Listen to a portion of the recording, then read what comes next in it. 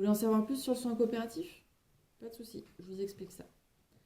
Le principe du soin coopératif est simple. Apprendre aux chiens à participer volontairement aux soins plutôt que de les subir. Il ne s'agit pas seulement de récompenser un chien après avoir accepté un soin, mais de rechercher son accord dès le départ, grâce à l'environnement et à des positions apprises et clairement établies. En effet, dans un premier temps, nous lui apprenons plusieurs positions. Celles-ci nous permettent de choisir la plus adaptée à nous, à notre chien ainsi qu'à la situation. Par exemple, nous pouvons lui apprendre à se coucher sur le flanc, à poser sa tête dans notre main ou sur une chaise, ou à rester debout les deux pattes avant sur une planche. Ces positions, par la suite, nous permettront de communiquer et de savoir si le chien est prêt ou a besoin d'une pause. Par exemple, on met en place un tapis sur lequel on a appris au chien à se coucher sur le flanc.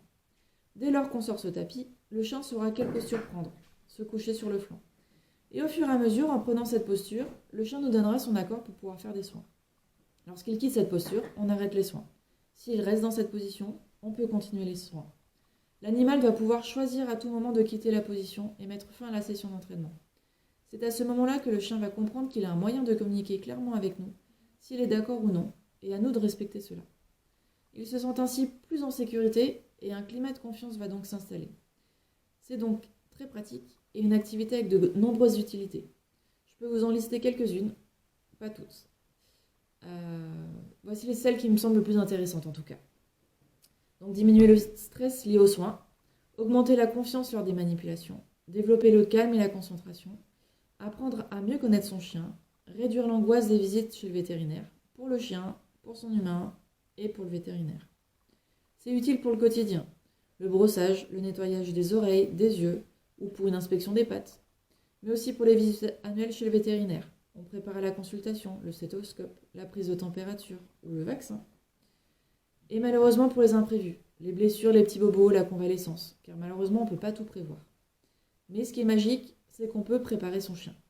Parce que quand il connaît déjà les gestes, les outils ou les manipulations, il y a moins d'inconnus. Et donc moins de stress pour lui comme pour vous. Et un chien plus serein récupère souvent mieux et plus rapidement. Et ça change énormément de choses.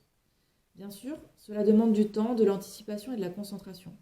Mais finalement, c'est un peu comme toute activité avec son chien. L'agility, le hoopers, l'obéissance, le main-trailing. Il y a un temps de déplacement, il y a un temps sur le parc, il y a des choses à préparer, les friandises ou s'habiller ou des choses techniques. C'est un peu la même chose avec le soin coopératif. Au début, on s'entraîne seul à la maison. Alors pas forcément seul. Moi je suis là pour vous aider et vous guider. On apprend les bases et on ritualise.